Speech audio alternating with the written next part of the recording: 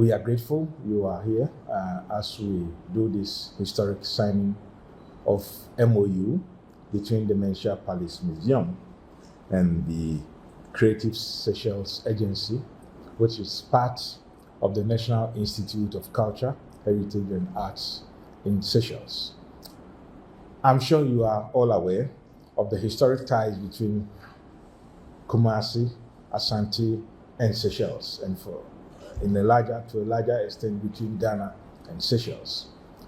It started over a century ago when the king of Asante was exiled on that beautiful island.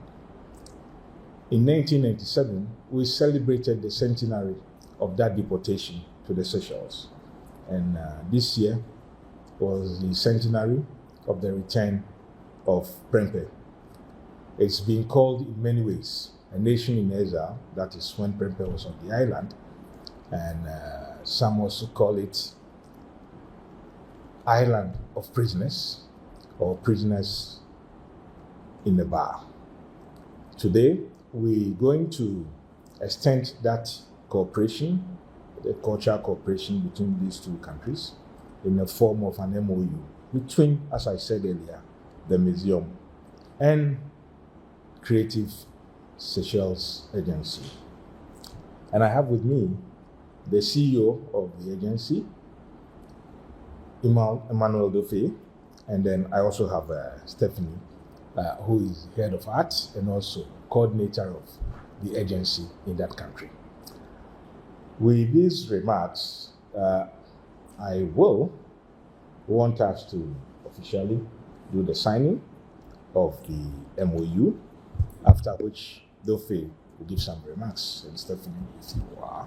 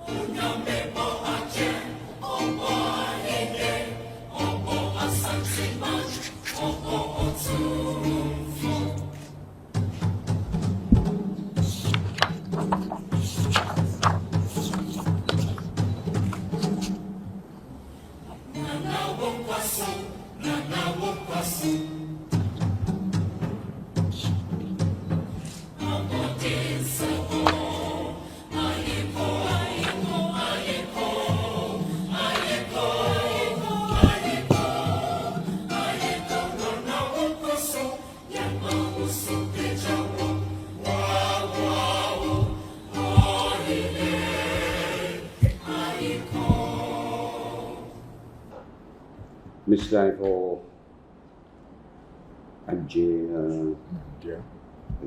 Ajedia, invited guests, ladies and gentlemen.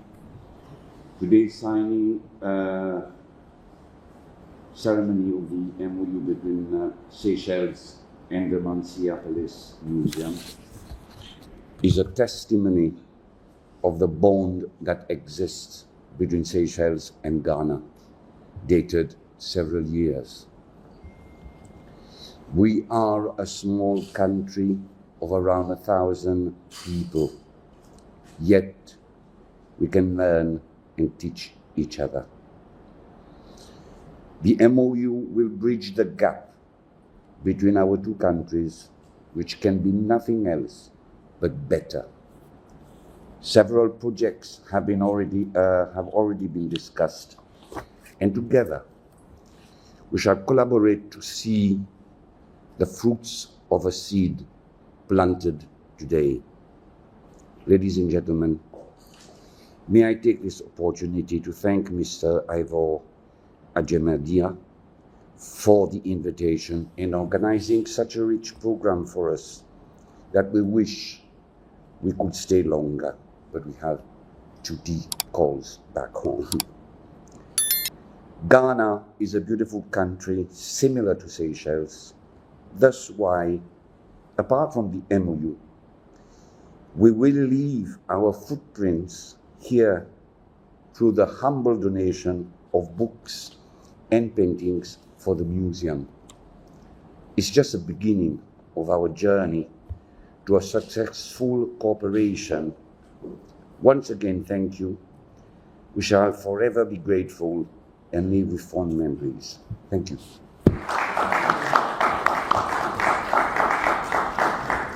We will.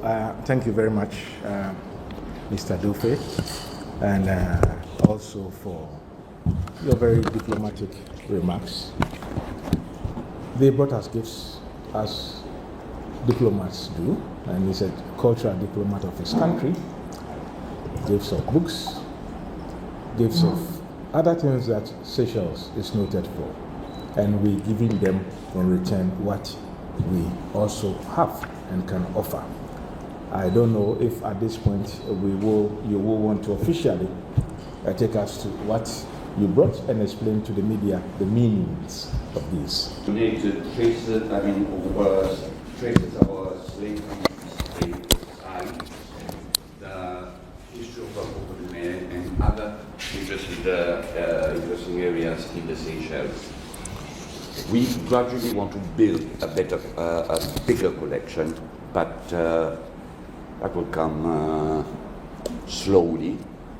The one about the Cocodume explains the story behind the Cocodume tree, because it's considered the biggest nut in the world and it's found only in Seychelles. So that's why we decided to bring one for the museum. It weighs about 25 kilos, but we've removed the husk from inside. And that would be one of our prized possessions in the museum here. Ghanaian tourists to Seychelles to see the original nut. And also, this is very important. That's our Manhyia drum, a dance practice in the Seychelles, which recently became part of the UNESCO Intangible Heritage. That was last year. And I know in Africa, drums exist, but used differently. So again, that would be a subject of development to try and see where did it come from which part of Africa. Because the African slaves that came to Seychelles, according to our records, they were Ghanaians. So the bond is very strong.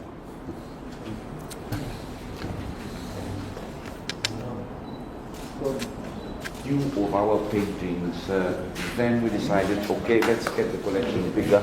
So we brought some other paintings for him, donated by the artist from Seychelles.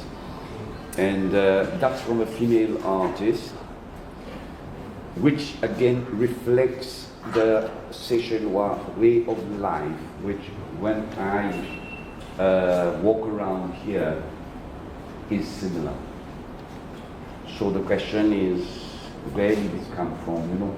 And the good thing is, you see, this is the seaside life of Seychelles, fisheries, and that's one of our main economy. And this is from the Seychelles' most famous female artist. She exhibits all around the world, and her works depict women. She's very much interested in women. And another interesting two pieces of work you will see. That's from a retired lady. She was making her. You can show it. Can show it to the cameras. Definitely. But they are actually collages made from bits and pieces of fabrics or pictures taken from a magazine. That's a passion. And for us, it was an honor. I brought these paintings back there. But I can tell you there'll be more paintings coming from the Seychelles. On behalf of the Manhyia Palace Museum, we're presenting to you a set of books about the museum and also about art in Ghana and the history of Asante, partly reflected in the many creative areas that we have. Of course, we've also already given anthologies reflecting the writings of many Africans, and we are grateful for your coming, and thank you everybody for coming as well. Well, something else which I forgot to mention, when I met Ivor in Seychelles, that's where the first part of our collaboration started. I got a copy of his poems.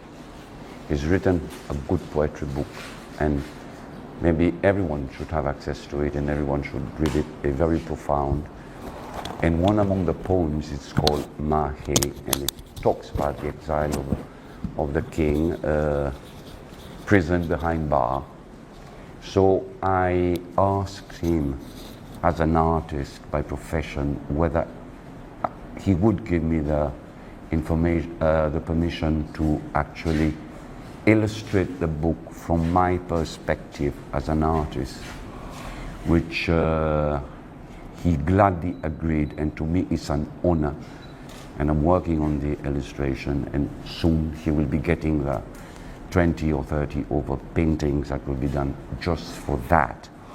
And once it's done, that will be my legacy to him as a friend, to keep the paintings. Well, we must thank you again for your interest in Kumasi and Ghana. We came from Seychelles, and he was gracious enough to give us a set of collections of stamps of Seychelles and the West Indian Ocean Islands. So I'm sure, apart from Seychelles itself, the Buckingham Palace, the Manhyia Palace Museum has the third largest collection of stamps from that part of the world, for which we are very grateful to you. Thank you, Alandu. It was a pleasure.